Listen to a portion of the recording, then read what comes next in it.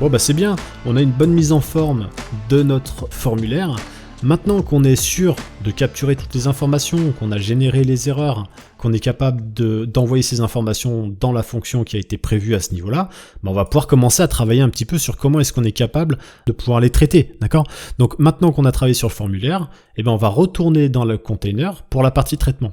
Alors on a plus ou moins fini dans la partie formulaire, c'est juste qu'ici on va pouvoir travailler sur l'avatar, passer peut-être quelques séries de props à ce niveau-là.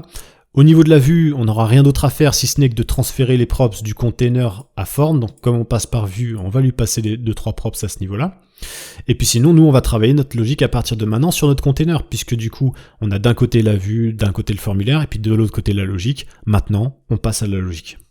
Donc c'est plutôt cool de travailler comme ça, parce que du coup, ça te permet vraiment de voir comment est-ce que on crée des outils. Donc on l'a fait tout au long de cette formation. Et puis là maintenant, on essaie d'utiliser ces outils, tu vois, on crée de la friction en fait avec les données, avec les choses qu'on a créées. On voit quand est-ce qu'on fait des erreurs et puis on voit aussi si ce qu'on a créé, ça correspond bien à ce qu'on recherchait, puisque du coup maintenant qu'on l'utilise, on peut se rendre compte si c'est facile ou pas à utiliser. S'il est facile par exemple pour toi de revenir dans ton code, de recomprendre ton code, de corriger ton code, tu vois, parce que du coup petit à petit tu vas commencer un petit peu à te perdre entre guillemets dans ton application parce qu'elle commence à être volumineuse. Il commence à y avoir beaucoup de fichiers et donc beaucoup de choses à faire, beaucoup de choses à penser, et donc du coup ça te permet de voir si la structure, par exemple l'architecture qu'on avait prévue à l'initial dans la formation, est-ce qu'elle te plaît, est-ce qu'elle te plaît pas, est-ce que tu es à l'aise, etc. Et d'ailleurs je t'invite à me le dire en commentaire, ça me permettra de savoir un petit peu quelle est l'avis général des gens qui regardent la formation. Alors, on va retourner sur la logique, la partie que moi je préfère et j'espère que toi aussi, sur la partie un petit peu logique donc de notre application. Donc le formulaire ici, avant de faire partir les données, parce que du coup ici on part du principe qu'il y a toute une logique de transmission à Firebase, etc. On va pas transmettre à Firebase des informations qui sont mal formatées ou qui sont erronées, etc. Donc nous, avant de déclencher ça, on va plutôt le griser. Et ici on va faire en fait une étude de form data et on va commencer un petit peu à étudier les informations. Donc ici, je vais mettre un petit commentaire pour pas oublier. Ici, on aura, je vais mettre un to-do, tiens. Ici, on aura une notion d'évaluer, en fait, si tu veux, la notion d'image. Parce qu'en fait, une fois que l'image sera sélectionnée, c'est typiquement ici qu'on va pouvoir uploader notre avatar. D'accord ? Donc ici, on va mettre upload avatar, ça sera une action en fait si tu veux asynchrone qui va se passer en même temps qu'on valide les données de notre formulaire, d'accord, mais l'avatar ne fera pas partie intégrante de notre formulaire, par contre fera partie intégrante de la finalisation, d'accord, la finalité c'est qu'on envoie aussi l'avatar au même passage, donc ça c'est quelque chose qu'on fera en post-traitement à ce niveau-là. Mais nous, on va pas s'inquiéter, on va pas s'énerver. On va commencer par faire quelque chose de simple, c'est-à-dire un petit exercice sympathique, pratique, qui va nous permettre, par exemple, d'identifier si la personne qui a indiqué son profil LinkedIn a bien indiqué un profil LinkedIn. Dans le sens où toi, tu vas ensuite diffuser cette information sur ton projet, d'accord ? Moi, je te rappelle que c'est un projet réel ici, donc c'est des choses qui seront faites par la suite, mais par exemple, à ce niveau-là, ici, d'accord ? Donc quand on va voir le projet d'un utilisateur ou quand on va lister par exemple un utilisateur, on va faire référence à ce qu'il a indiqué. D'ailleurs, j'ai vu des mecs qui mettaient un peu n'importe quoi des fois dans la description, etc. Attention les mecs, c'est des choses qui vont apparaître sur le projet, donc ne mettez pas n'importe quoi quand vous enregistrez sur la plateforme ou modifiez dès maintenant votre compte. Puisque du coup l'objectif ici c'est d'indiquer des informations à d'autres développeurs mais aussi à des recruteurs, c'est-à-dire que moi je vais travailler sur ce projet parce que là aujourd'hui j'en fais une version minimaliste, d'accord, je fais un MVP de mon idée, mais par la suite il y aura certainement une relation entre des recruteurs et des développeurs pour que justement vous puissiez bénéficier de premiers projets pour pouvoir vous lancer dans votre carrière, etc. Donc voilà, c'est très important, je le lance pour tout le monde. Et donc ici, il faut prendre le soin de mettre des choses cohérentes. Mais par exemple, ici, on va afficher, par exemple, ton adresse LinkedIn ou ton GitHub si tu l'as indiqué. Donc l'idée ici, c'est que les gens vont cliquer sur ce genre de profil. Je voudrais éviter que tu envoies sur des sites qui ne soient pas les mêmes. Parce que si on cherche à aller sur ton profil LinkedIn et que tu as mis ton portfolio, du coup, c'est pas cohérent, d'accord ? Donc pour avoir de la cohérence à ce niveau-là, on va étudier si le lien qui a été transmis par l'utilisateur dans LinkedIn correspond bien, comprend bien au minima le nom de domaine de LinkedIn. Ça va me permettre de sécuriser un petit peu tout ça, puis surtout de rendre l'application un petit peu plus précise à ce niveau-là. Donc on n'a pas la possibilité d'évaluer si c'est ton nom d'utilisateur, ton profil LinkedIn, mais on peut déjà évaluer si c'est bien un profil LinkedIn. Donc c'est ce qu'on va faire ici, puis ça va nous permettre, c'est un petit exercice pratique qui va nous permettre en fait de pouvoir voir que on n'est pas bloqué avec ces données-là. On les reçoit dans la fonction onSubmit, on fait un petit post-traitement, on joue avec, on crée de la friction, et puis quand on est bien, on les reformate dans un format qui nous intéresse, on les transmet à la fonction qui, elle, va agir de manière secondaire en asynchrone sur l'upload des données. Donc tu vois, on voit que chacun est une partie intégrante du code qui fonctionne à son niveau, avec sa méthode, etc. D'accord ? On n'est pas pressé par les choses, on essaie de pas faire des trucs dégueulasses, des gros pâtés de code où une seule fonction fait tout, et à la fin, on sait plus ce qu'elle fait. D'accord ? Donc ici, on va lancer une première condition. On va récupérer notre ami FormData qui est là. FormData, on va faire référence à LinkedIn, d'accord ? Parce que c'est quelque chose qui provient de FormData, d'accord ? C'est quelque chose qui est à l'intérieur. Donc déjà, étant donné que c'est une valeur qui n'est pas requise, on va déjà commencer par évaluer si elle existe, d'accord ? Donc de cette manière, tu peux par exemple mettre ça, d'accord ? Nous, on a toujours une donnée LinkedIn parce qu'on l'a initialisée avec notre profile. Donc, dans tous les cas, notre FormData possède une valeur LinkedIn. Après, la réalité, c'est que peut-être la chaîne est vide. Peut-être que tu as une chaîne de caractères vide. Donc ça, c'est autre chose. Mais en tout cas, elle existe. Donc on n'est pas obligé, par exemple, de tester son existence à ce niveau-là. Nous, on va simplement demander si elle existe, c'est-à-dire si elle est renseignée. D'accord ? Donc elle existe de toute façon dans l'objet, je le répète, on n'est pas obligé de faire ça, mais on va tester si elle existe, puisque du coup, si elle n'existe pas, c'est que la personne ne l'a pas renseignée, donc évidemment, on échappe à la logique qui voudrait qu'on étudie ça. Donc on étudie si la valeur de FormData LinkedIn a été renseignée. Ensuite, on va dire si FormData .linkedin, faire comme ça, n'inclut pas plutôt, puisque j'ai testé ici l'inverse, d'accord ? Si cette donnée existe, mais si cette donnée n'inclut pas le terme, et c'est là où on va mettre par exemple l'URL, enfin le nom de domaine, pardon, pas l'URL, LinkedIn, je suis désolé, hein, j'ai un toc avec ça, LinkedIn, c'est quoi ce nom aussi ?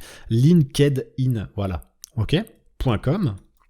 Si la valeur qui a été renseignée par l'utilisateur ne comprend pas, n'inclut pas à l'intérieur de sa chaîne de caractères linkedin.com, ça signifie qu'on n'est certainement pas sur un profil LinkedIn, d'accord ? Donc du coup, à ce moment-là, on va déclencher une erreur ici. Donc on va utiliser la notion de setError qu'on a utilisé, pardon, excuse-moi, je regarde pas ce que je fais. Cette erreur qui provient de React-Hook-Form. On l'a déjà utilisé pour définir une erreur. Donc ici, on va définir sur quelle erreur on veut travailler. On veut travailler sur LinkedIn. Donc tu vois qu'ici, il nous assiste parce qu'en fait, il connaît les données de notre formulaire parce qu'on l'a précisé au niveau de l'interface via User Profile Form File Type. Donc on va indiquer qu'on va travailler sur LinkedIn, et puis là, on va lui transmettre l'objet qui va être transféré en tant qu'erreur. Donc on a toujours le type, qui ici sera manual, on va faire comme ça, avec mon accent anglais coupé au couteau, et puis du coup, le message d'erreur. Le message d'erreur qui pourrait être dans ce cas, je sais pas, cette URL par exemple, ne correspond pas à un profil LinkedIn. Voilà. De manière à pouvoir setter une erreur si c'est pas ce qu'on recherche. Alors tu le sais, on a déjà travaillé sur cette notion-là. Quand tu fais ce genre de conditions et surtout que tu sets une erreur, il vaut mieux return. C'est-à-dire que tu ne traites pas toutes les erreurs en même temps. C'est-à-dire que c'est étape par étape en fait. Si cette condition est réunie, alors on étudie. Si ça passe pas ici, il faut return. Parce que si tu returnes pas, ensuite ton code va être exécuté par la fin. Donc du coup, tu vas quand même envoyer des informations. Ok, donc c'est très important de return. Je vais sauvegarder, puis on va tester ce concept au niveau de LinkedIn, même si on ne l'a pas fait pour GitHub pour l'instant. Donc ici, normalement, en théorie, je pourrais envoyer les informations de mon formulaire. Je vais voir, je vais les envoyer. Est-ce que j'ai supprimé un console log? Certainement. Ah bah non, puisque du coup, le console était là et j'exécute plus là-bas. Donc ce qu'on va faire, c'est ça plutôt. On va faire comme ça. Donc là, si j'envoie, effectivement, j'ai pas d'erreur, j'ai bien envoyé mon formulaire. D'ailleurs, j'ai pas envoyé de LinkedIn. Mais on voit bien que LinkedIn est inclus dans l'objet. Ok, c'est juste qu'il a une valeur vide. Comme il y a une valeur vide, il ne s'est rien passé, puisque nous, on échappe à ça. D'accord? Ici. Donc cette fois-ci, je vais la renseigner, mais je vais mal la renseigner. Donc, je vais par exemple mettre arnaud.portfolio.com, je sais pas moi. Ok? Je mets ça. Et là, je vais envoyer cette information-là. Mon objectif, c'est de casser le système en disant, bon, bah déjà, c'est pas un URL. Donc on va renseigner un URL, un véritable URL, donc je vais mettre carrément mon site. arnaud-desportes.com. Je sais pas écrire mon nom, quoi. Ok. Là, j'envoie un vrai URL, donc il n'est pas censé me bloquer. Mais cette fois-ci, c'est mon code qui va le bloquer en lui disant, attention, cette URL ne correspond pas à un profil LinkedIn. Donc, pour qu'il corresponde à un profil LinkedIn, il faudrait au minimum dire linkedin.com. Donc évidemment, avec ton nom d'utilisateur, tu mets ton vrai URL, mais nous on a sécurisé cette donnée-là. Par exemple ici, Arnaud. Décidément. Ok, là j'enregistre, je vois que j'ai pas généré d'erreur, et j'ai été capable de récupérer l'information, mais tu vois que du coup j'ai réussi à inciter l'utilisateur à aller chercher quelque chose que moi j'ai besoin d'avoir, et pas n'importe quoi, d'accord? Donc ce genre de système est très intéressant à retenir, parce que finalement, c'est justement ce genre de choses que tu peux faire dans ta fonction onSubmit, c'est-à-dire tester des choses pour que tu sois sûr de récupérer au maximum l'information qui corresponde à ce que tu recherches, d'accord? Donc ici, tu peux faire exactement la même chose, donc c'est la raison pour laquelle on peut genre dupliquer ce code. Ici, on va partir plutôt sur GitHub. Form data, bah pareil, en fait, hein, GitHub. Ici, tu fais la même chose, puisque du coup, c'est le nom de domaine, c'est github.com. Ici, on va associer cette erreur plutôt à GitHub. Et ici, tu peux mettre cette URL ne correspond pas à un profil GitHub. Ok. Donc si par exemple tu mets, bah tu vois par exemple, moi je te dis tout ça, mais finalement tu vois la personne se trompe de champ, par exemple elle met le champ GitHub en haut, le LinkedIn en bas, bah tu vois par exemple ça t'évite d'avoir un problème sur ton projet, tu vois, ça t'évite d'avoir un lien vers LinkedIn qui va pointer sur GitHub et vice versa. Donc tu vois t'éduques un petit peu ton utilisateur inconsciemment, tu vois, tu l'aiguilles pour récupérer toi le maximum d'informations qui soient pertinentes. Donc, on va le tester. Si je mets le bon nom de domaine, je vais pouvoir passer mon formulaire, et puis on est pas mal. D'accord? Donc on a réussi à renseigner ces informations, on voit que tout fonctionne, ici on n'aura pas nécessairement besoin de travailler plus que ça sur du testing, mais en tout cas, on voit que la notion de reformatage est intéressante. Alors ce qui est très intéressant, et ça on va le voir assez rapidement par la suite, c'est qu'ici on va reformater les informations si elles existent. Donc il faut savoir qu'ici on a un utilisateur qui est connecté, on a déjà des notions de nom d'utilisateur, expertise, biographie. Donc nous ce qu'on va faire c'est que on va récupérer tout ça. Mais lorsqu'on va justement étudier dans cette fonction onSubmit un petit peu des erreurs qu'on pourrait avoir, il y a une chose qu'on pourrait faire aussi, c'est d'étudier si les données de form data sont différentes des données qu'on a récupérées de la base de données, parce que si elles le sont différentes, ça signifie que l'utilisateur a fait une modification, donc il faudra qu'on envoie ces nouvelles données modifiées. Mais si elles sont complètement identiques avec les valeurs qui ont été rentrées à l'origine dans la base de données, ça signifiera que l'utilisateur n'a fait aucune modification, et dans ce cas-là, on pourra éviter de solliciter Firebase pour faire des économies de serveur par exemple. Donc c'est tout des choses qu'on va justement pouvoir faire dans cette fameuse fonction. D'accord, donc avant de voir comment est-ce qu'on va pouvoir justement soumettre notre formulaire à Firebase, parce que je te propose, c'est justement qu'on commence un petit peu à étudier comment est-ce qu'on va être capable de mettre à jour notre formulaire en fonction des données qui existent déjà. Donc, je vais simplement fermer ma console à ce niveau-là. Je vais récupérer, il me semble qu'il est plutôt par là, voilà, la notion d'information sur mon utilisateur connecté.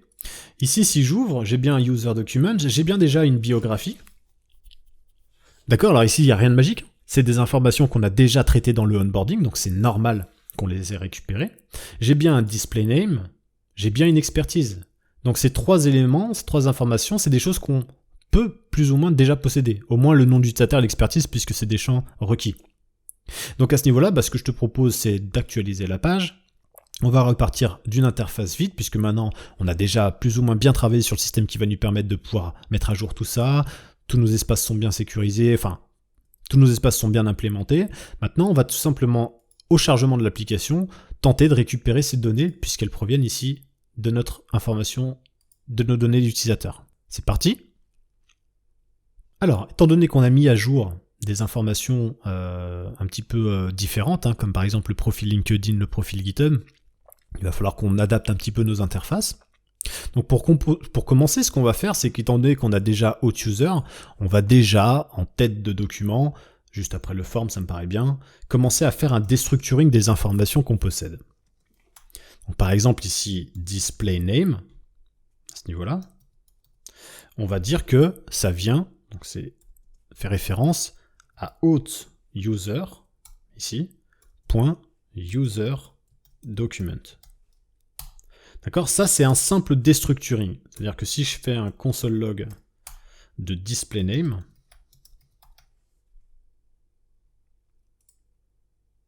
alors j'ai oublié un Y.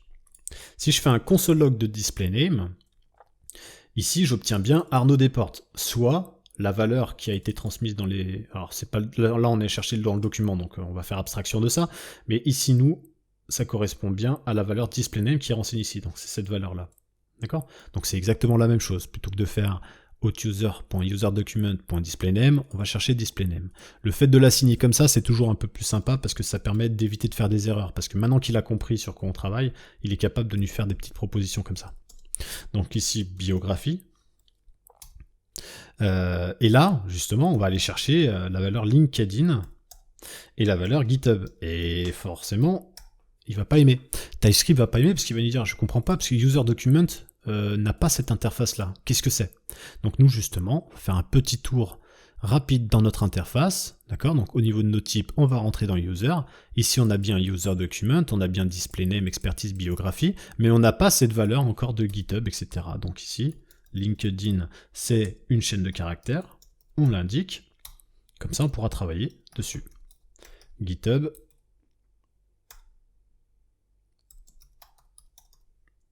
c'est un élément de type string. Ok? On peut sauvegarder. Ici, on voit qu'on n'a plus d'erreur, donc je vais simplement fermer user pour pas faire trop de pages. Ok? Donc on est capable de récupérer toutes ces informations-là. Pour commencer, c'est déjà pas mal.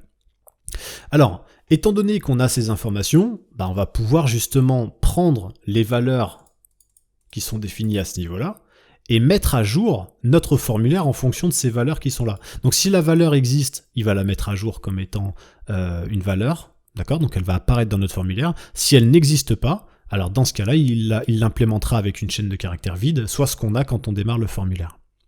Donc pour faire ça, c'est quelque chose qu'on va faire alors au premier montage du composant. Donc on va utiliser un useEffect qui va nous permettre de faire d'abord ce calcul, puis ensuite de rendre la vue de notre composant. De cette manière, lorsque le composant sera monté, on aura déjà notre formulaire qui sera initialisé avec des valeurs existantes si elles existent. Donc ici, on va utiliser useEffect. Je vais utiliser un snippet pour aller plus vite. Et puis du coup, je vais l'importer également. On va corriger ça, tac, tac. Voilà, on va l'importer, useEffect, d'accord, de React, ok. Et dans ce useEffect, on va utiliser, on l'a déjà vu dans le onboarding, un tableau, d'accord, qui va nous permettre, un array plutôt, avec les valeurs de notre formulaire, qui va nous permettre de boucler dessus pour ensuite mettre à jour chaque valeur de notre tableau en fonction des valeurs qu'on connaît pour qu'on gagne un petit peu en clarté au niveau du code. Donc ici, je fais un array que je vais appeler files, par exemple, to update. Tiens, c'est encore plus simple, enfin plus compréhensif. Les champs à modifier. Et donc à ce niveau-là, je vais ouvrir des parenthèses. Ici, c'est censé être un array. Et donc je vais mettre un petit peu à quoi doit correspondre cet array. Donc je vais avoir une valeur qui va s'appeler displayName. Je vais faire comme ça. DisplayName. Je peux avoir expertise.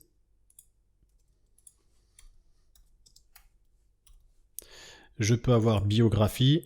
D'accord, ça c'est tous les types. Hein. Ici, je suis sur des types. Je vais faire comme ça sera plus simple. Ici, j'ai LinkedIn. Et puis, je vais avoir GitHub.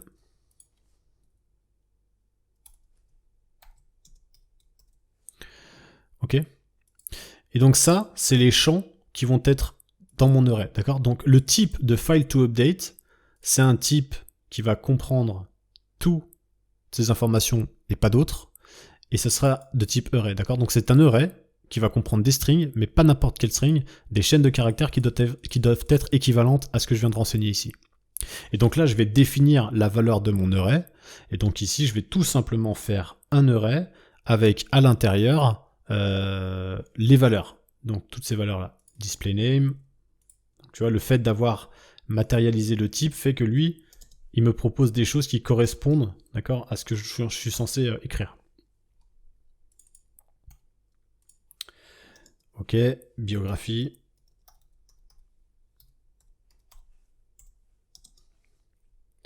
On va mettre ça, LinkedIn. Et GitHub.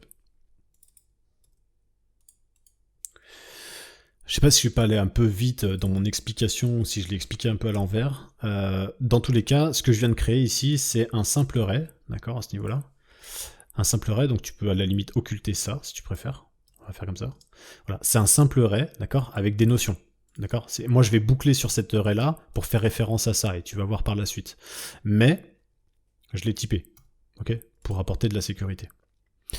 Donc à partir d'ici, une fois que j'ai ça, ce que je peux faire, c'est une boucle for. Donc je peux boucler sur mon array. Donc ici, je vais prendre constant file, on va dire par exemple le champ, qui provient en fait de notre array file to update. Donc nous, on va boucler sur file to update si tu préfères. Et à chaque fois qu'il va boucler, donc à chaque fois qu'il va trouver un élément, il va le mettre dans file. Donc file correspond à l'élément qui est là. Donc quand on sera au deuxième moment de la boucle, il correspondra à celui-là, etc. etc. D'accord? Donc file fait référence à ces éléments-là à chaque tour de boucle. Donc dans ma condition file, for, pardon, dans ma boucle for, excuse-moi, ce qu'on va faire, c'est qu'on va faire un setValue. Donc on va mettre à jour les valeurs du formulaire grâce à la méthode setValue qui correspond à React-to-Form, d'accord, qui est importée de React-to-Form. Ici setValue. Donc il va me dire quelle valeur tu veux mettre à jour, bah file, donc c'est-à-dire qu'au moment où tu boucles sur displayName, bah, tu vas déjà commencer par travailler sur displayName, file, et là tu mets quoi comme valeur? Bah la valeur qui provient de la collection, d'accord? Donc on va chercher authUser.userDocument, et pour donner un aspect comment dire, dynamique à tout ça, on va faire référence à file. C'est-à-dire que la valeur de file, donc quand il va boucler ici, il va tomber sur displayName. Donc la valeur de file, c'est displayName. Donc il va dire, je mets à jour le champ displayName, qui existe ici, avec la valeur qui correspond à, dans le document de l'utilisateur, la valeur displayName. De cette manière, il va pouvoir lui mettre ça. S'il ne le trouve pas, il mettra une notion de undefined ou une notion de chaîne de caractères s'il existe mais qu'il est vide. Dans tous les cas, nous, on set la valeur dans notre formulaire. Alors on a une notion watch ici dans React-Hook-Form qui nous permet, qui nous permet de lire les informations du formulaire un petit peu en temps réel. Donc je vais juste commenter ça pour te montrer comment ça fonctionne. Watch. Je vais juste faire un console O watch et là je vais jouer ici la fonction. Je vais sauvegarder. Je vais aller sur mon projet. On a le watch qui est ici.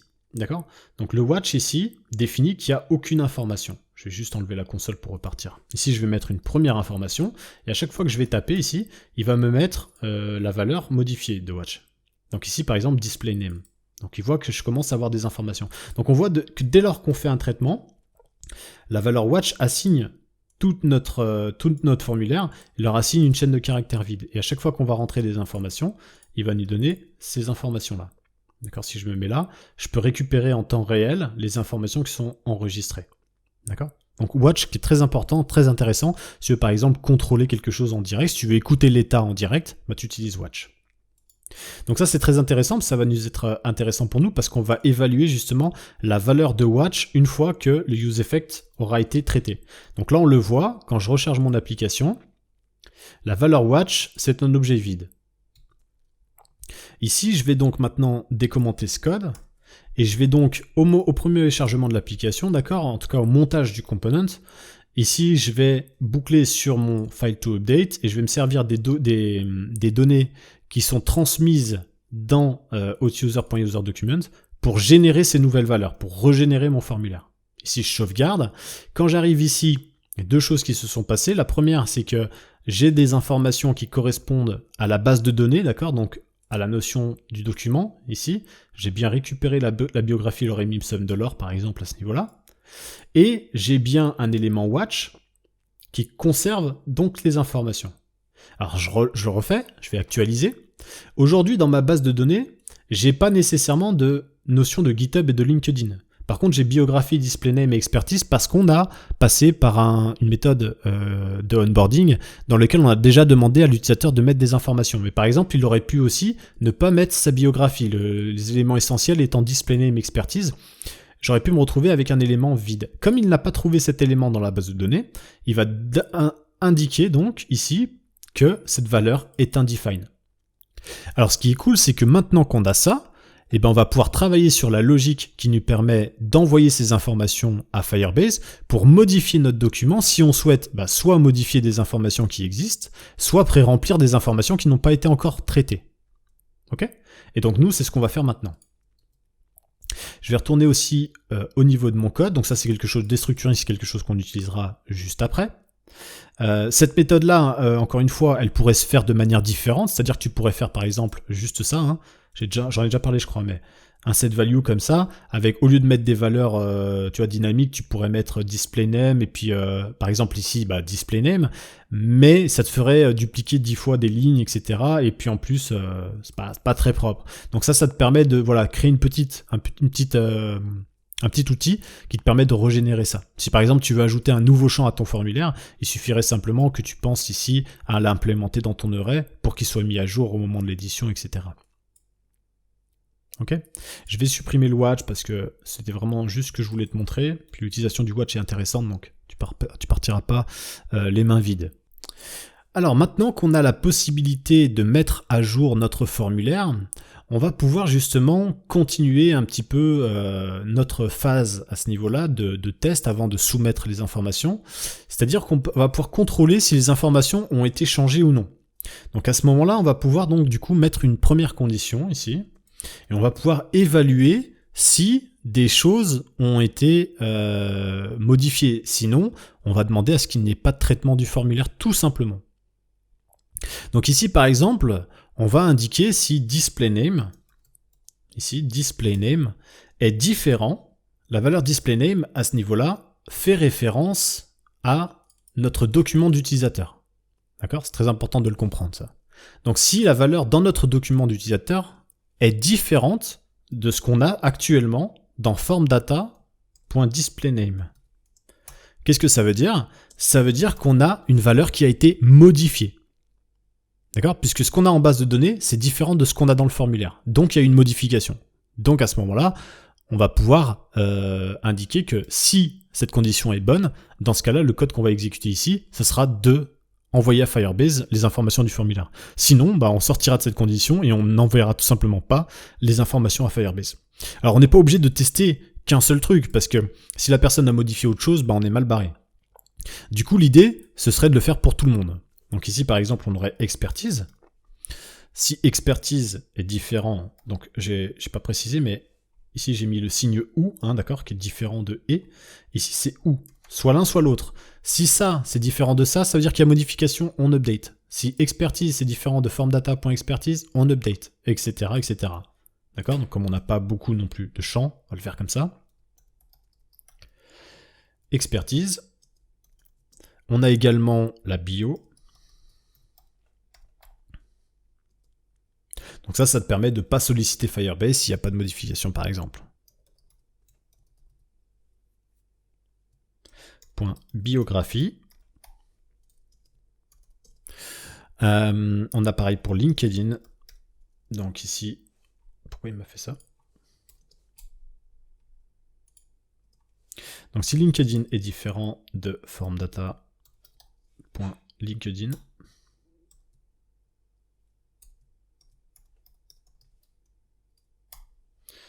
et puis on peut faire pareil avec GitHub.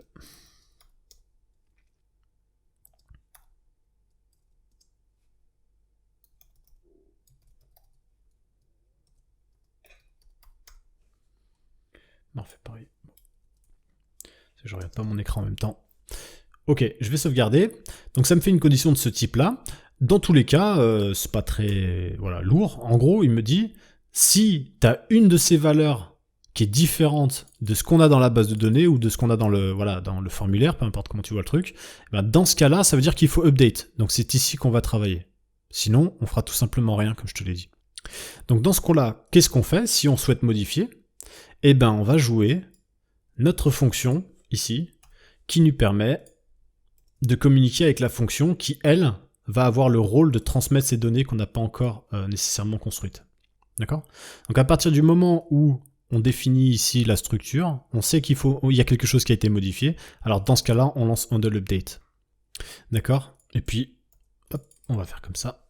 On return. Attends, je vais peut-être prendre les deux, parce que j'ai besoin de ça tout le temps pour te montrer d'autres choses. Ok?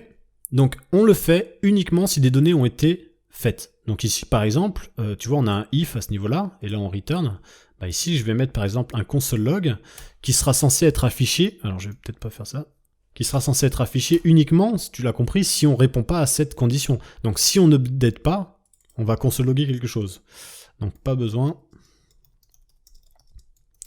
de mise à jour, en gros. Et sinon, on log les données du formulaire. Quand on log les données du formulaire, ça signifie qu'on fait partir, entre guillemets, les données à Firebase.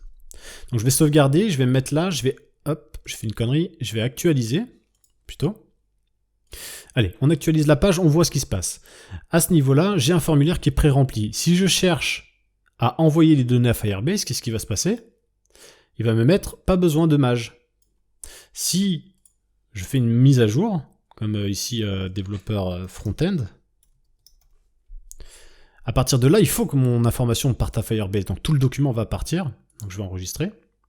Et ici, il m'a bien logué les informations du formulaire. Donc sous-entendu qu'on a fait partir à Firebase les données. Et il m'a pas dit qu'on n'avait pas besoin de mettre à jour. D'accord? Donc le système fonctionne très bien et parfaitement. Ici, on a cette possibilité-là maintenant de pouvoir en plus tester cette condition-là. Ok? Alors moi, ce que j'aimerais bien te montrer maintenant, c'est une petite problématique qui va nous arriver, et qui peut arriver, donc il faut faire attention à ce genre de choses.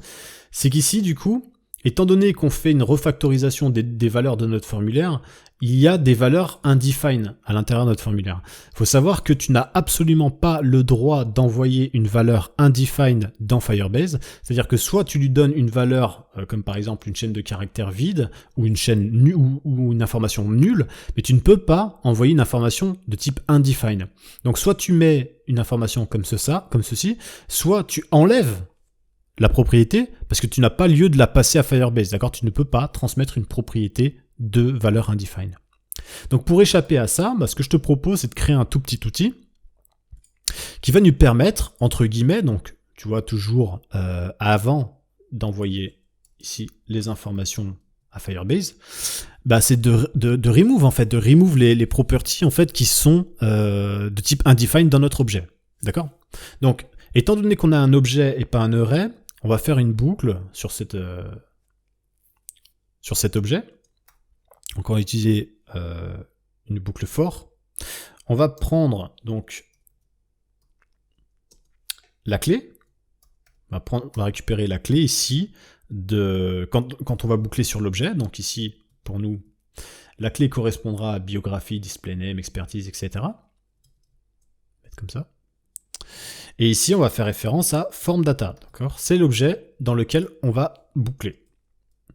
Donc on va boucler sur cet objet, récupérer sa clé. On va dire que si form data point, là on va faire référence à as own property key. Et là on va lui passer la clé. D'accord? La première chose qu'il faut qu'on teste, c'est donc si notre objet form data possède bien une propriété avec le nom spécifié qu'il y a dans la variable key, justement. Donc ici, en gros, has own property key, il va tester si la propriété existe et il renverra vrai si c'est le cas. Sinon, il renverra false. D'accord? Donc, si la propriété existe, ça c'est important de le tester en priorité. D'accord? Si par exemple la propriété GitHub existe bien dans notre objet. Donc, on va pas tester que ça.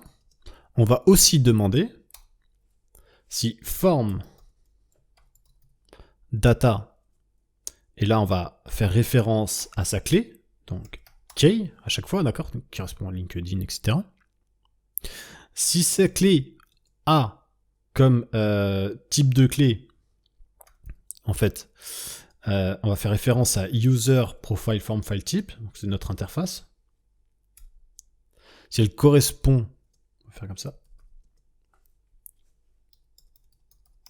à undefined.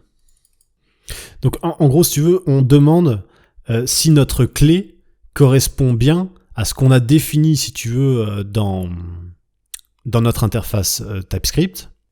Ici, on va tester si elle est égale à undefined. Donc, si cette property existe, si cette propriété, pardon, existe et que elle vaut undefined, alors dans ce cas-là, on va chercher plutôt à la remove de notre objet. D'accord ? Donc, toute cette condition est là pour ça, est là pour justement récupérer les informations de notre objet, grâce à key, et dans key, on va pouvoir analyser chacune des valeurs et définir si on a une valeur undefined. Dans le cas où on a une valeur undefined, alors on va la supprimer de notre objet, form data, de manière à envoyer à notre fonction qui va ensuite renvoyer des données à Firebase, les données qui ne comportent pas de valeur undefined, puisque du coup ce serait un problème. D'accord ? En gros, c'est un simple outil de nettoyage qui va nous permettre en fait de reformater tout simplement notre objet form data avec des valeurs réelles et pas avec des valeurs qui ne correspondent pas à des valeurs qu'on attend, c'est-à-dire undefined.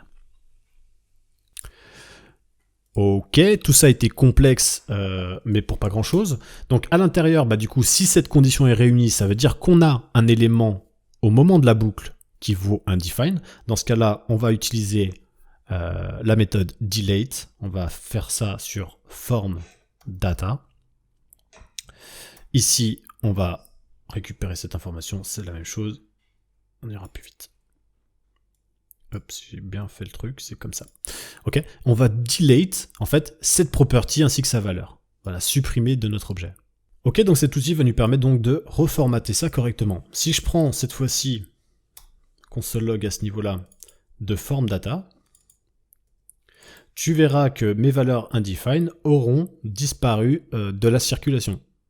Donc si par exemple je fais une modification à ce niveau-là pour qu'on puisse faire partir la fonction, si j'enregistre, form data, maintenant, équivaut à biographie display name expertise, puisqu'ici, on a supprimé les informations undefined. De cette manière, lorsqu'on va transmettre l'objet à Firebase, déjà on n'aura pas de problème à ce niveau-là. Okay, donc c'est quelque chose qu'il faut vraiment prendre en compte, il faut vraiment que tu comprennes que tu peux avoir des erreurs ici si tu envoies des données undefined à Firebase, c'est parfaitement normal.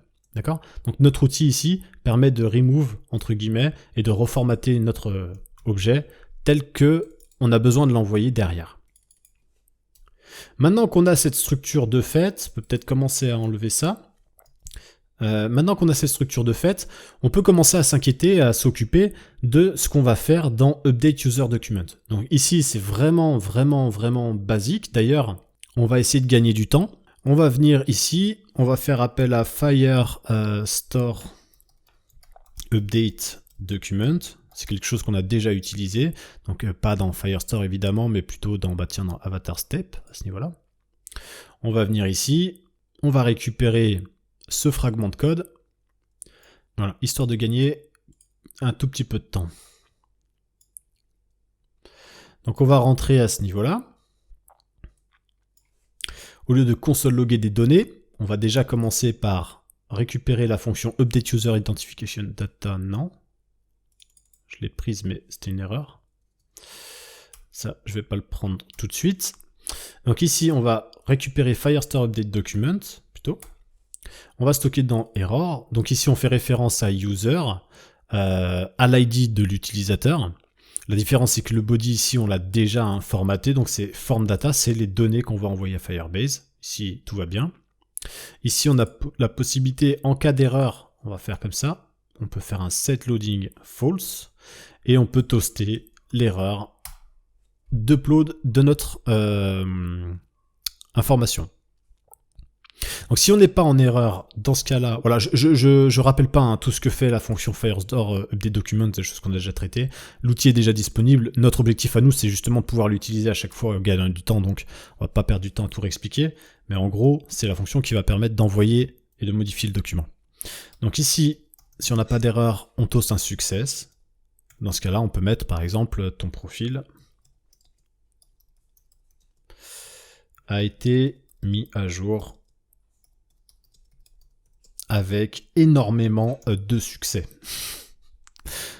Ok, on est pas mal comme ça. Et puis du coup, en cas de succès, on va chercher aussi à arrêter de charger l'information. On peut sauvegarder. Moi j'aime bien quand ça va rapidement comme ça parce que des fois je prends du temps à expliquer, on a l'impression que c'est long alors que c'est très rapide, mais on voit que l'utilisation ici est vraiment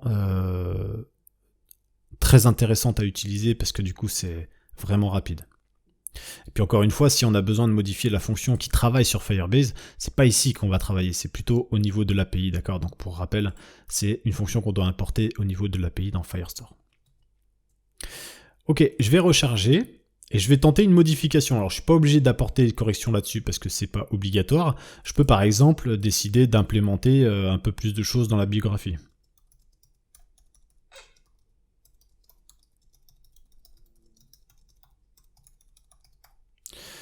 Ok. Il me semble que c'est plutôt comme ça. Non. J'ai un gros doute. 2P ou 1P? Dis-moi en commentaire. Lorem ipsum de l'heure, c'est un petit texte for designer and developer. Ok. Je vais simplement enregistrer ça pour justement transférer l'information. Donc comme l'information a changé, forcément, je vais passer dans la boucle où j'update Firebase. Donc on va y aller. Enregistrer. On a eu un temps de chargement. Le chargement s'est arrêté. J'ai une notification comme quoi le profil a été mis à jour avec succès. J'ai toujours l'information à ce niveau-là du tableau. Si j'actualise ma page, j'ai bien l'information qui a été mise à jour avec succès. Donc on va juste reproduire ce qu'on vient de faire en utilisant Watch d'ailleurs. Ça va me permettre de contrôler un petit peu quelque chose.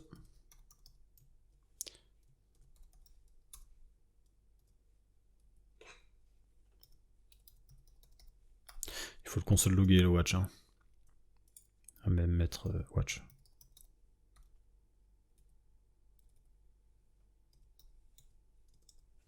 Voilà, comme ça tu vois un peu l'état de ton formulaire. C'est pas plus mal. D'accord, donc si j'ai des informations, tac tac tac. Alors, je vais mettre update. Voilà. Et là je vais enregistrer les informations. Donc je vais les pousser. J'ai une mise à jour. Et ici, alors c'est dommage, j'ai pris le seul que je vois pas en entier. Mais bon, bref, c'est pas très grave. On voit bien ici qu'il y a des valeurs undefined, hein, d'accord, dans le watch, dans le formulaire. On voit bien que ces informations-là ne sont pas réinitialisées. Donc je vais évidemment pas utiliser, hein, c'était surtout pour te montrer ça, la fonction reset ici, qui te permet par exemple, au moment du succès, à ce niveau-là, par exemple, d'utiliser reset. Reset, ça te permet de de réinitialiser en fait l'ensemble de ton formulaire. Donc c'est une fonctionnalité qui est très intéressante lorsqu'on veut réinitialiser un formulaire. Je vais te le montrer comme ça.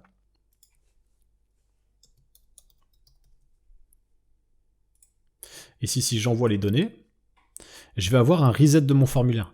Là, c'est pas du tout ce qu'on recherche, puisque justement, on a une fonction derrière qui nous permet de récupérer ces informations. D'accord? Donc, on va pas appliquer de reset, mais il faut savoir que ça, c'est quelque chose qui est très intéressant lorsque tu veux justement proposer à l'utilisateur, par exemple, d'écrire des choses, et ben de lui mettre à jour son formulaire en un rien de temps. C'est quelque chose qui est vraiment intéressant à utiliser. Nous, dans le nôtre, ça rentre en contradiction totale avec ce qu'on cherche à faire, c'est-à-dire à pré-remplir le formulaire. D'accord? Mais on a bien quelque chose qui fonctionne, on est capable de modifier les informations à Firebase, on est capable du coup maintenant de transmettre de nouvelles informations.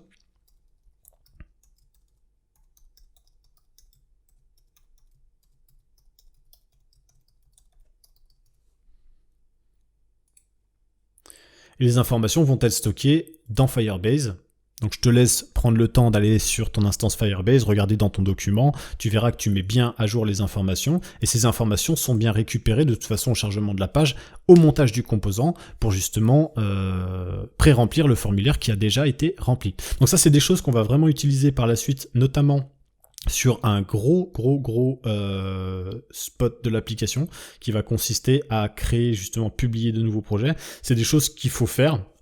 À chaque fois qu'on traite ce genre de données, c'est de proposer l'outil qui va permettre de pousser les données, mais aussi de travailler sur l'outil qui va nous permettre de refactoriser, de reformater les données pour les transmettre dans le formulaire. D'accord ? Donc on a vu globalement comment on pouvait le faire ici dans cette vidéo. On va travailler maintenant sur la partie avatar, puisque du coup ça va être une partie assez rapide, étant donné qu'il y a quelque chose qui a déjà été structuré. Donc on va y aller tout de suite. Pour se rafraîchir un petit peu la mémoire, ce que je te propose, c'est de regarder un petit peu quelle utilisation on a dans le projet de ce composant upload avatar. Donc on va faire ici, tac. On va chercher Upload Avatar. Donc on voit qu'on l'utilise dans Profile Form, hein, effectivement, c'est ce qu'on fait ici. Nous, on va plutôt aller dans Avatar Step, histoire de voir un petit peu comment est-ce qu'on l'utilise. Donc au niveau des outils qui va avoir besoin de dépendre, on peut déjà commencer à s'appuyer sur ce qu'on a déjà travaillé. Donc on va avoir besoin d'une fonction qui va sélectionner une image. On va avoir besoin d'un état qui comprend l'image, le preview de l'image, parce que du coup ici, il va falloir, en fonction de ce qu'on a choisi sur l'ordinateur, retravailler sur ça pour en créer une image visible pour pouvoir l'afficher dans notre formulaire, enfin dans notre élément de avatar. Donc ici, il a besoin de cet état-là. On a une notion de progression qui va nous permettre d'afficher un chargement de l'image et une notion de isLoading pour montrer à l'utilisateur que, comme pour un champ input ou textarea, il se passe quelque chose, on ne peut plus cliquer, on ne peut plus rien faire. Donc c'est vraiment ces 4 états dont j'ai besoin de disposer. Donc je vais pouvoir prendre ces 4 états, les copier. On va pouvoir commencer par là. On va se rendre dans Profile Form, pardon. Ici je vais supprimer ce commentaire. Et puis ici je vais déjà lui renseigner les propriétés qu'il a besoin d'utiliser. Donc on a déjà isLoading, mais il nous en reste 3 à initialiser dans ce contexte de notre application. Alors, Avatar Step, c'était vraiment un truc un peu particulier, c'est-à-dire que pour résumer, Avatar Step, c'est une step du onboarding, donc il a sa propre logique, sa propre vue, les choses ne sont pas nécessairement mélangées, mais c'était intéressant de conserver ce type de structure pour pouvoir travailler. Bon, ça, on l'a beaucoup parlé dans le onboarding, mais l'idée, c'était de faire en sorte que chaque étape du onboarding soit full indépendante, pour que tu puisses soit la supprimer, soit en ajouter de manière vraiment simplifiée. Mais nous, c'est pas ce qu'on va faire ici dans Profile Form, parce que du coup, dans Profile Form, on ne veut pas de logique. La logique doit être extraite dans Container, puisque c'est lui qui travaille sur tout ça. De cette manière, en plus, si on met des états, ici par exemple de la valeur d'une image qui a été uploadée, etc., et ben nous, on est déjà dans le document qui va avoir besoin de cette information pour envoyer à storage, modifier le document de l'utilisateur en fonction de l'URL, etc., etc. D'accord ? Donc c'est simplement des choses qu'on va externaliser nous directement dans Container et donc passer ces propriétés à la vue puis au formulaire pour que le formulaire puisse en bénéficier. Ok ? Donc on n'a pas besoin de faire autre chose que de la déclaration ici. Donc on a dit qu'on allait avoir besoin de handle image select. D'accord ? Donc ici on a une fonction, un outil, handle image upload. On a la notion de quand on envoie la photo dans l'espace réservé, storage. On a une fonction qui nous permet d'update le document. On a la possibilité d'avoir handle image select, donc nous on va commencer par ça. Donc ça c'est une fonction ici à ce niveau-là qui va permettre en fait de récupérer le fichier téléchargé et de retourner un élément qu'on va pouvoir afficher. D'accord ? Donc ici, on va le mettre dans le container. On va créer un petit peu de place pour cet outil. On va se mettre à ce niveau-là. Donc cet outil, il a besoin de disposer de 2 états, cette selected image et cette image preview. Donc celui-là et celui-là. Bon, tout est typé, Ici, on a simplement besoin de se servir, étant donné qu'on a déjà travaillé sur cette structure. On peut mettre les états un peu plus haut, histoire d'être plus tranquille. Ici, on n'a pas importé useState, on va l'importer, de manière à pouvoir l'utiliser. Donc on a bien notre fonction handleImageSelect qui est prête à être utilisée. On a cet état qu'on peut d'ailleurs capturer dès maintenant. Donc ici qui concerne la notion de progression qui va être mis à jour par nos outils lors de l'upload. Ça nous permettra d'afficher un chargement le temps que l'image soit uploadée. On a donc une fonction qui va s'appeler handleImageUpload. Donc on va se mettre juste après la sélection ici. C'est notamment elle qui va se charger d'uploader l'image qui a été sélectionnée. Donc à ce niveau-là, je vais prendre ça, je vais l'importer, qui vient de Firebase Storage. D'accord, tout ça, ça a été vu dans d'autres formations, dans d'autres vidéos, pardon, dans la vidéo précédente d'ailleurs. Donc on avance. La référence, on récupère storage de notre initialisation à notre configuration. Le chemin ne change pas. On a déjà authUser dans notre document, donc on est bon à ce niveau-là. J'ai pas nécessairement travaillé avec le toggle ici, donc on va faire set loading ici.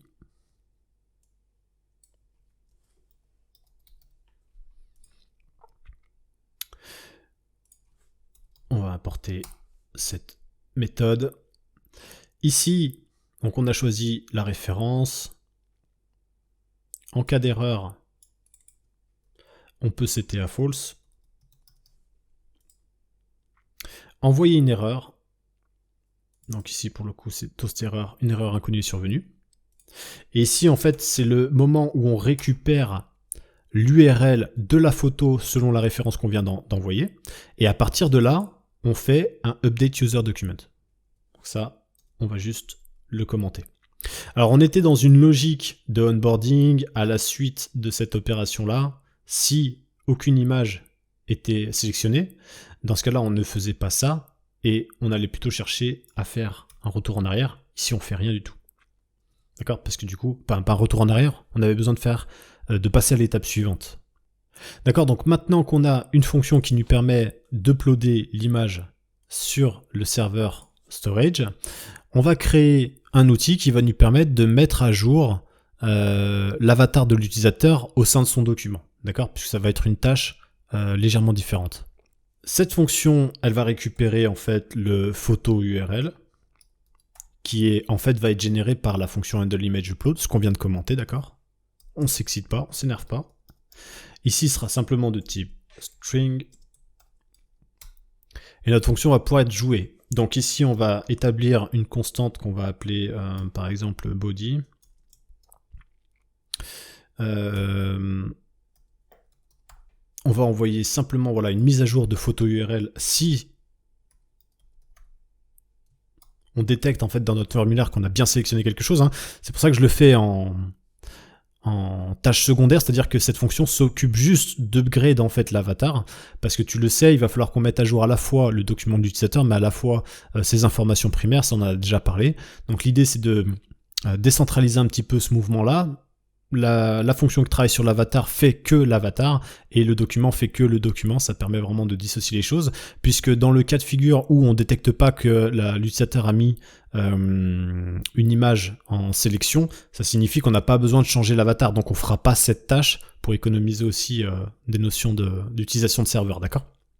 Donc une fois qu'on a défini en fait la data qui va être transférée aux fonctions qui vont update, on va déjà commencer par invoquer update user identification, ça on l'a fait en vidéo précédente, data, qui nous permet donc d'utiliser notre fonction Firebase, notre fonction Firebase qui a été travaillée en Node.js sur notre partie serveur, d'accord, sur notre partie backend plutôt, pardon.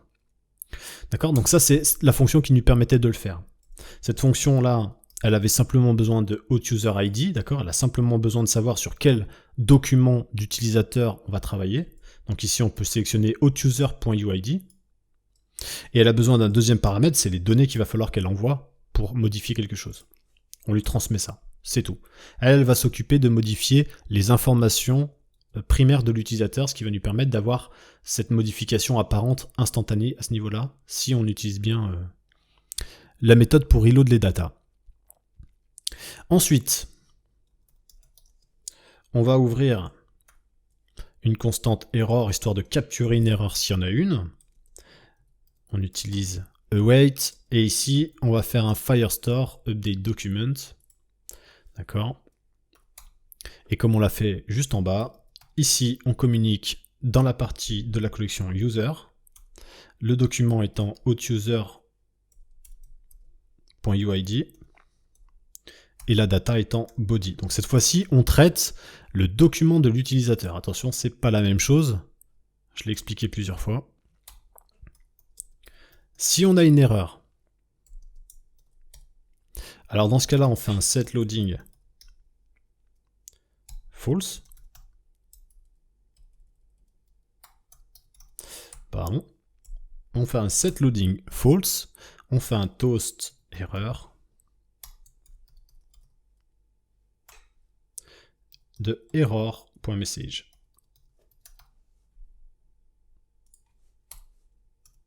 Faire un peu comme ça. Et surtout, on return. Très important. Sinon, on fait juste un set loading false. D'accord? On arrête le chargement s'il n'y a pas d'erreur, on arrête le chargement s'il y a une erreur.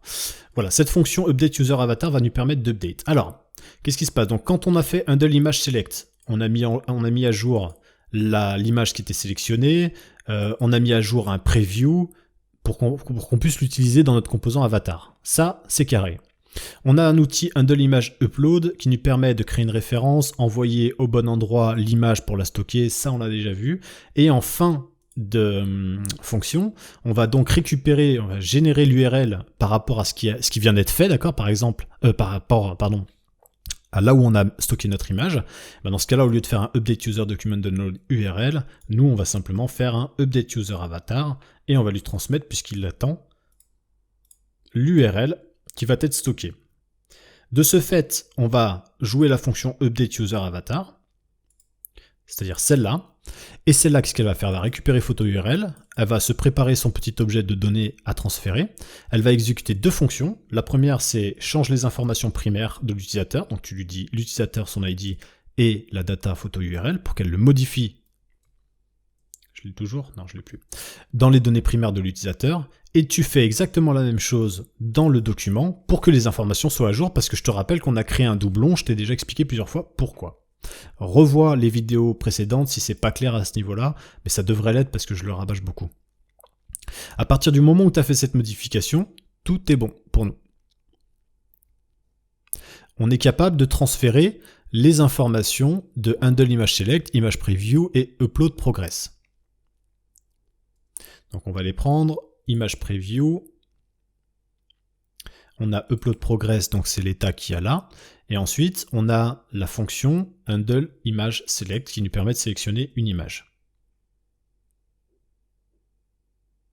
Donc ça c'est des propriétés qu'on va transmettre à ce niveau-là, à notre vue, pour la faire parvenir à notre forme, pour que notre composant d'avatar puisse en bénéficier. Donc on y va, image preview, upload progress. Bon, je vais un peu vite là-dessus, mais c'est parce que c'est vraiment la réutilisation d'un code que j'ai déjà expliqué, d'accord? Ok, donc on va prendre ces propriétés-là, on va les passer à la vue, il va falloir qu'on les type. Se mettre comme ça. Et en avant. Alors, image preview. Donc, on va reprendre le type qui a été défini. Image preview qui doit être de type chaîne de caractères, array buffer ou nul. Donc on reprend cette information. Upload progress. De toute façon, upload progress, c'est un chiffre, d'accord, on l'a vu. Donc c'est de type number. Et ensuite, la fonction handle image select, on l'a à ce niveau-là. C'est une fonction. Je vais même tout prendre en fait avec ça. Qui ne renvoie rien, d'accord? Cette fonction, c'est une fonction qui met à jour des états, une fonction autonome entre guillemets.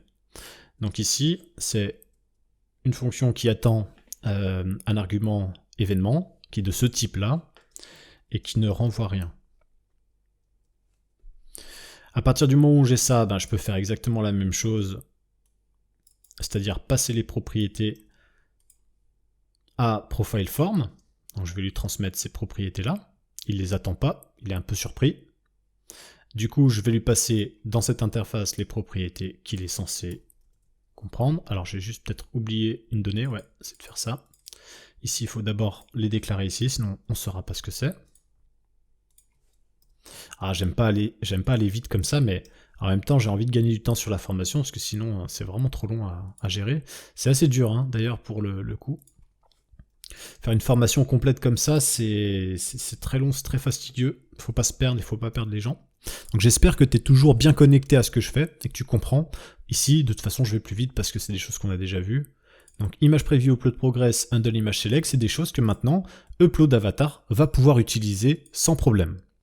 Ok, on va revenir un petit peu dans notre container et on va pouvoir déclencher un petit peu l'élément, j'ai envie de te dire principal, c'est-à-dire l'élément qui dit à quel moment est-ce qu'on upload l'image sur le serveur, puisque tu l'as compris, dès lors que l'image est uploadée, automatiquement on récupère son URL, on met à jour, on utilise une fonction qui va justement mettre à jour les documents de l'utilisateur, à la fois le document et ses informations primaires. Donc une fois que tu as lancé handle image upload, il y a tout qui se fait naturellement, d'accord? Donc c'est d'abord tu lances image upload et ensuite tout le reste va se faire naturellement, puisque si tu uploads une image, tu t'attends à ce que le document soit converti dans la même façon, soit voilà, on indique où est-ce qu'on a stocké ça. Donc il ne reste plus que ça à faire. Au niveau de la fonction unsubmit, donc on avait dit ici, on s'était laissé un petit to-do, on avait dit c'est à ce moment-là qu'on va upload l'avatar. Donc c'est ici qu'on va faire ça. Avant de le faire, ce que je te propose, c'est tout de suite de faire ce qu'on a fait tout à l'heure, c'est-à-dire selected, on va tester si selected image existe, parce que s'il existe, ça signifie qu'on a sélectionné une image. Si on a sélectionné une image, alors dans ce cas-là, on veut lancer handle upload image. Ok? Handle image upload, Parce que du coup, si tu as sélectionné une image dans ton formulaire, ça signifie qu'il faut uploader l'image et mettre à jour l'objet de l'utilisateur. Si tu ne l'as pas fait, ça signifie qu'on n'a pas besoin. Donc on va échapper à ça et on va uniquement tester ensuite s'il y a un problème avec les URL. S'il n'y a pas de problème avec les URL, on va tester s'il y a des valeurs dans le formulaire qui ont changé. Si elles ont changé, on va mettre à jour les informations de notre utilisateur. Alors c'est assez clair, mais il y a une petite chose qu'on pourrait faire juste à ce niveau-là. C'est que, comme tu l'as vu tout à l'heure, lorsqu'on modifiait l'information de l'avatar, on ne pouvait pas modifier uniquement le document, puisqu'on aurait une décorrélation entre les informations primaires de l'utilisateur concernant l'avatar et son document. Et donc pour cette raison, on a exactement le même contexte ici, mais uniquement pour la valeur displayName, parce que tout ça, ce sont des valeurs qui appartiennent au document et pas aux informations primaires. Mais displayName, on le sait, on l'a vu, appartiennent aux informations primaires. C'est d'ailleurs une information qu'on va disposer ici. Donc pour avoir un changement efficace à ce niveau-là, on va être obligé à ce niveau-là de faire la même chose que ce qu'on a fait juste un peu plus haut. Donc ici on va pouvoir évaluer puisque ça concerne uniquement le champ displayName. On n'a pas besoin de faire cette mise à jour, cette modification primaire de l'utilisateur si displayName n'a pas changé. Donc en plus de savoir s'il y a eu vraiment un changement, on va juste ici découvrir si vraiment displayName a changé. Et c'est que si displayName a changé qu'on fera en asynchrone cette petite modification. D'accord ? De ces informations primaires pour modifier son nom d'utilisateur. Donc ici si displayName est différent de form point displayName ou si auth user, parce que c'est pareil, point displayName est différent de form data point displayName. Alors dans ce cas-là, c'est qu'il faut qu'on fasse une mise à jour. Alors qu'est-ce que ça veut dire ça ? Ça veut dire si displayName est différent, parce qu'ici, on peut être soit dans un cas, soit dans l'autre. Donc par exemple, on pourrait être dans ce cas-là, alors que biographie a changé, mais pas forcément displayName. Donc ça, c'est ce qui nous permet déjà de tester si on a bien une modification sur displayName. Sinon, on rentre même pas dans la condition. Mais ici, on va tester aussi si la valeur qu'on a dans authUser.displayName, elle est différente. Ok ? Je sais que si tu suis, Si tu suis pas, bon, c'est pas grave, t'as pas compris. Mais je sais que si tu suis, tu te dis que là, il y a un petit problème. Il y a un truc qui est bizarre, parce que là, on est en train de tester, genre, 2 fois la même chose. En fait, pas du tout. Il faut que tu te rappelles que displayName, ici, il fait pas référence à authUser.displayName. Il fait référence, je reprends la déstructuration, à authUser.userDocument. Donc là, on est bien en train de tester le document de l'utilisateur, ici. Le document de l'utilisateur, on regarde s'il est différent du formulaire. Mais là, on regarde si la donnée primaire de l'utilisateur est différente. Parce que dans un cas ou dans l'autre, ça veut dire que tu as une décorrélation des deux. Et donc ça nous permet de rattraper s'il y a eu une erreur, par exemple. Mais dans tous les cas, ici, on teste les deux informations. À la fois la donnée de l'utilisateur et à la primaire, et à la fois la donnée de son document. Et si l'une des deux ne correspond pas à ce qui vient d'être modifié dans le formulaire, c'est qu'on est en modification. Et là, on peut exécuter notre fameuse fonction. C'est pas compliqué, d'accord, on est juste sur de la condition, sous condition, prends juste le temps de bien regarder, bien étudier ton truc. Mais tu devrais normalement bien me suivre à ce stade. Hein. Pareil, si tu sens que tu commences un petit peu à être perplexe, n'hésite pas à revenir en arrière, ne va pas trop vite, prends ton temps, rejoins le Slack, il y a un Slack qui est disponible, reste pas tout seul, on peut t'aider. Donc displayName. Alors pas forcément moi, je précise, je suis pas toujours disponible, mais il y a bien forcément quelqu'un qui va venir essayer de t'aider si tu as des problèmes. Pas hésiter, il y a des gens super sympas en plus avec qui je discute souvent, donc il n'y a pas de problème. Donc ici on va créer la valeur qu'il va falloir update, puis ensuite on va reprendre update user identification.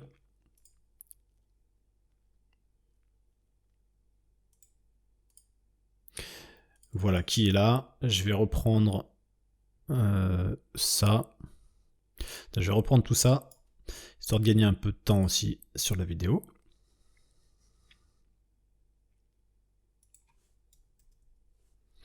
Donc là, on va plutôt faire comme ça. On va lancer donc update user identification data. D'accord, donc j'annule en fait l'appel au document, parce que le document il va être envoyé par la suite, d'accord, on va mettre à jour son document, d'ailleurs on le mettait à jour, nous ici on va juste faire une petite transition entre les deux, où en plus de mettre à jour, on va aussi chercher à updater, à modifier ces informations primaires. Donc ici, await update identification data, il sait qu'on travaille dans la collection user, on lui demande juste l'ID et le body, et s'il y a une erreur, on va actualiser ça comme ça, voilà, et s'il y a une erreur, alors dans ce cas-là, on fera un set loading false, un toast pour error message, et on va return, ça signifiera qu'ici, il y a quelque chose qui s'est cassé entre les deux. Voilà, on va sauvegarder ça, et on va pouvoir un petit peu regarder dans la vue ce qu'il se passe. Alors, bon bah déjà, ce qui se passe, c'est que on a notre composant de sélection d'avatar qui est disponible maintenant. On a en plus de ça l'image qui a été récupérée de l'utilisateur, puisque ça c'est quelque chose qui était déjà intégré dans le composant. Alors la petite différence à ce niveau-là pour nous, ça va être de formater un petit peu ce composant pour qu'il puisse accepter des propriétés légèrement différentes. Ici tu vois, on est sur un style légèrement différent, peut-être une taille aussi d'avatar légèrement différente, en tout cas plus différente que ce qu'on avait proposé ici. Voilà. Là ici on a un plus grand avatar, un bouton primary, voilà, nous on avait travaillé là-dessus ici, peut-être que là on va avoir besoin de faire un petit peu une petite adaptation pour être plus dans la maquette à ce niveau-là. Mais sinon, grosso modo, le système fonctionne plutôt pas mal. Donc maintenant, on va essayer de le faire fonctionner et on va essayer de corriger un petit peu les différents éléments qui peuvent être réunis dans notre contexte à nous. Dans ce contexte ici, on va peut-être travailler un petit peu différemment sur la notion de progression ou de chargement, des choses comme ça. Alors, on va commencer par déjà travailler avec la notion de taille et de bouton. Alors, dans Profile Form, notre composant Upload Avatar ici va rentrer à l'intérieur. Il dispose donc de certaines propriétés, mais il n'a pas de notion de variation de thème par exemple. Donc nous, ce qu'on peut faire, c'est initialiser quelque chose en fonction de notre besoin très particulier ici. Donc on va dire que c'est une valeur optionnelle. On va lui proposer une valeur primary parce qu'on avait besoin de cette valeur dans le onboarding, donc on ne veut surtout pas casser ce qu'on a fait là-bas. Et par contre, on va rajouter nous une version outline. Et donc par définition, il faudra que ce soit la primary, puisque du coup, elle n'a pas été renseignée dans Avatar Step, d'accord? Donc il faut que Avatar Step se comporte de la même manière. Donc pour cette raison, ce qu'on va faire, c'est qu'on va mettre la propriété variante ici avec la notion de primary. Voilà, qui va nous permettre de définir ceci. Alors, on va retourner un petit peu dans le style de bouton qui devait être voilà ici dans label. Donc ici, on voit bien qu'on a les couleurs. Bah, ce qu'on peut faire, c'est qu'on va donner une notion de variante. On peut se mettre juste là. Donc si la variante est égale à primary, du coup, alors on va faire quelque chose. Sinon, on n'exécutera pas cette condition. On peut copier ça. Ici, si la variante est à outline, alors dans ce cas-là, on fera autre chose. Alors ici, c'est un petit peu particulier. On n'est pas dans un concept, dans un contexte où on a utilisé un bouton, d'accord? On a utilisé un label parce qu'on utilise un champ input de type file, mais caché. D'accord, donc pour cette raison-là, on n'a pas utilisé un bouton de notre composant système, donc ce sera un tout petit peu plus complexe. Il va falloir qu'on redéfinisse en fait le style du bouton, entre guillemets. Donc ici, on va avoir un background primary, le hover et le text white. C'est surtout ce qui va nous intéresser, c'est finalement ce qui définit le thème. Donc on va prendre juste cette information et on va la placer à ce niveau-là. Quant au bouton outline, on va plutôt partir sur un background white. Over, du coup, au même titre qu'un bouton, on va partir sur un background gray, genre 400, et puis on va lui mettre une opacité de 50. On peut lui mettre un border, c'est particulier pour le bouton outline. La couleur du border sera plutôt border gray, et là on va partir plutôt sur du 500. On met une légère bordure, et puis on le met en text gray 900. Quoique je ne l'ai pas, je vais mettre 800. Voilà, ça me permet d'avoir une variation de mon thème suivant si je suis sur du primary ou sur du outline. Donc ce qu'on peut faire, c'est se rendre au niveau de profile form, et ici on va pouvoir renseigner cette nouvelle valeur, ici qui va nous permettre de basculer d'un thème à l'autre assez facilement. Ok, on va revenir sur le code. J'ai bien donc un fichier qui correspond en fait à une version outline, donc du coup ça me permet vraiment d'avoir ce style-là. Après, je suis toujours convaincu que ici c'est beaucoup trop gros. Cela dit, je crois que l'avatar ici, je crois qu'il est déjà en extra large, il me semble. Alors attends, faut que je retourne ici. Si je reviens ici, voilà, l'avatar est en extra large, je pense qu'on peut juste réduire un petit peu la taille, même pour le onboarding, parce que ça nous fait passer une notion Ouais, ça va nous faire établir en fait une propriété qui est pas très bien, parce qu'en fait je vais passer de 130 à 50, et je pense que 50 ça sera beaucoup trop petit, parce que pour le coup 50 c'était par rapport à la maquette, par rapport à certains endroits dans la maquette, si je reprends un petit peu. Voilà, là tu vois je suis sur du 94, quelque chose qui n'a pas été établi dans le design system en fait. Voilà, tu vois, après 50 c'est ça quoi. Donc c'est soit je suis petit comme ça, soit je suis méga gros comme ça, en gros. Donc plutôt que de mettre une props, alors pardon, je t'ai pas montré, voilà, gros comme ça. Parce que là je suis à plus que 94, voilà je suis à 130. Je pense que c'est surtout le 130 qui va pas, parce qu'en fait j'ai pas d'avatar à 130 à part celui-là. Donc plutôt que de le mettre à 130, je pense que je vais plutôt le mettre à 94, quelque chose comme ça. À 90 quoi. En gros je vais redéfinir le design system pour que ça corresponde un peu mieux à ce qu'on a, simplement, parce que là il y a une petite erreur au niveau du design. Donc ce que je vais faire, c'est que je vais me mettre là, voilà, et plutôt que de mettre 130, je vais mettre 90. Donc ça va impacter l'avatar au niveau du onboarding, mais c'est pas grave. L'idée c'est d'avoir la même chose du coup en fait, c'est plutôt ça. Puis en plus la différence de 50 à 90 est moins évidente que de 50 à 130, c'est quand même vraiment beaucoup. Voilà, je préfère, comme ça on a quelque chose d'un peu plus clair à ce niveau-là. Ok, on peut revenir dans le code, on a presque terminé notre section de profile pour l'utilisateur.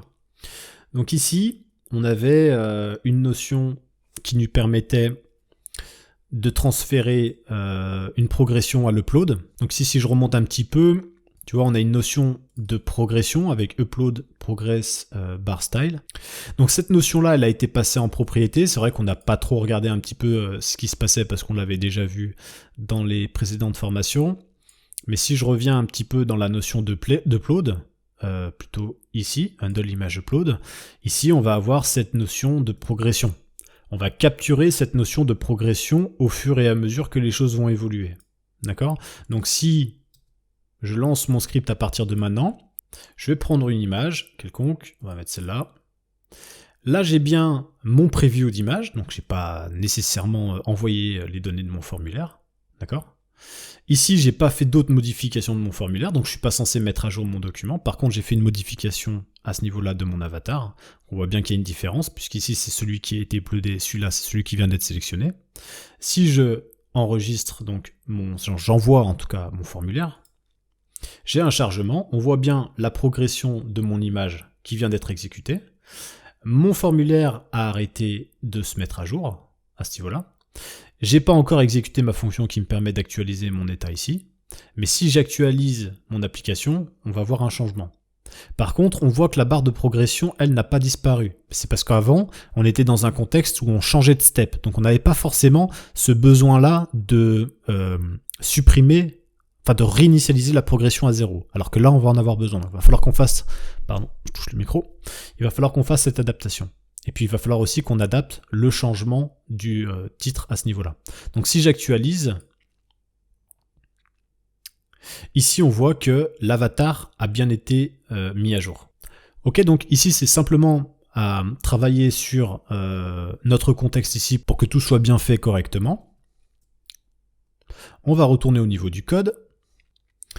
Donc à ce niveau-là, on a une erreur. Si on rencontre une erreur ici, il faudrait qu'on puisse remettre l'upload à 0. Donc ici, on va utiliser le state set upload progress.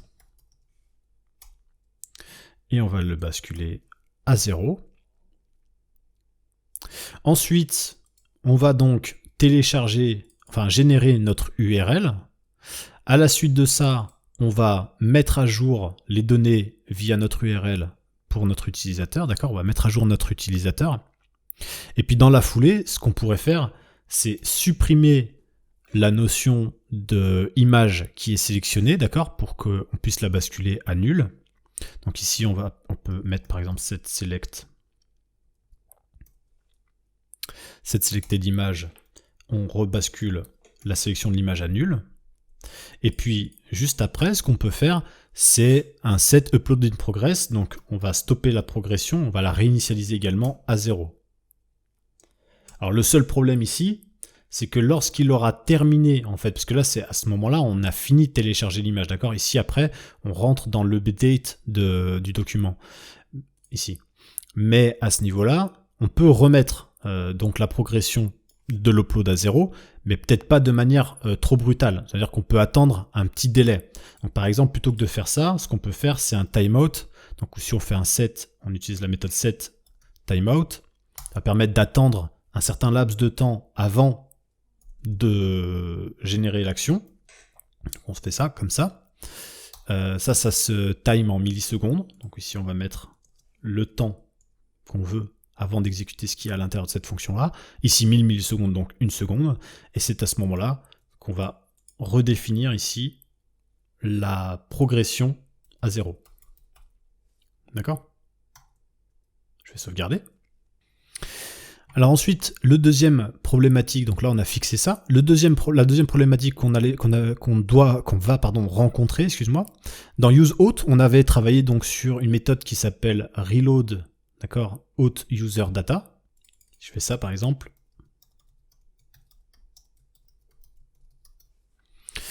Ici c'est dans le contexte, d'accord, mais on l'a utilisé par exemple en final step. Ici, c'est une méthode très simple qu'on va importer et utiliser, qui nous permet en fait de mettre, de rafraîchir entre guillemets le token de l'utilisateur pour qu'on rafraîchisse ces données primaires, parce que ces données primaires sont capturées uniquement lors de la connexion de l'utilisateur, pas indéfiniment dans l'application. Or, nous, notre document, on a déjà installé, donc il y a un petit moment maintenant, des écouteurs pour écouter les données de l'utilisateur. Ici, en fait, on va ressentir ce besoin de mettre à jour ces données-là, parce que sinon, l'avatar ne va pas s'afficher directement sur le panneau sur notre front.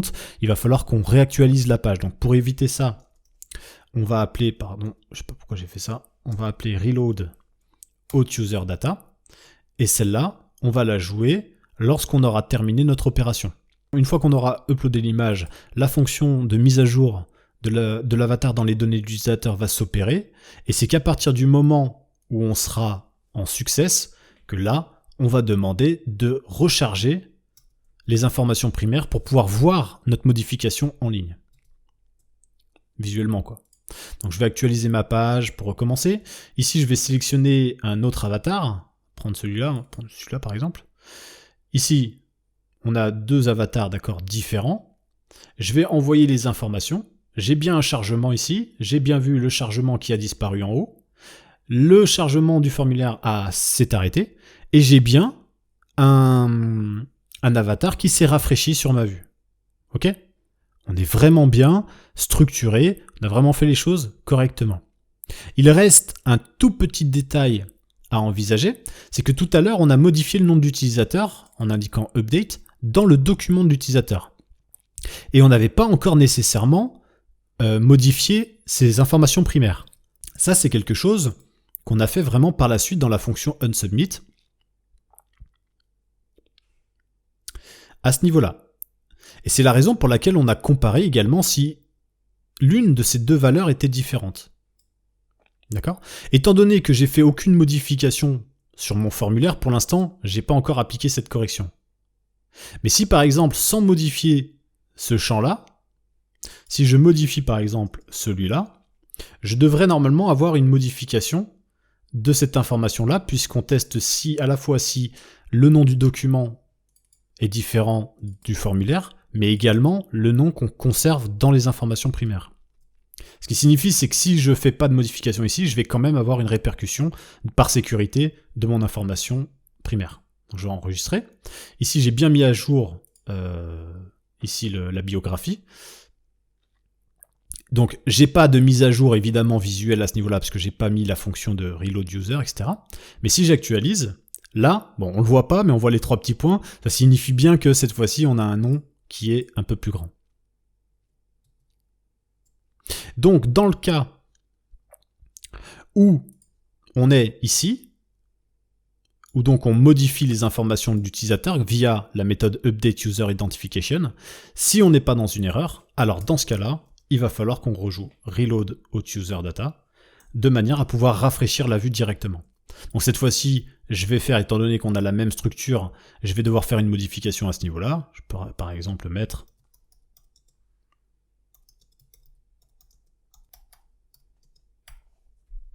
je vais mettre ça.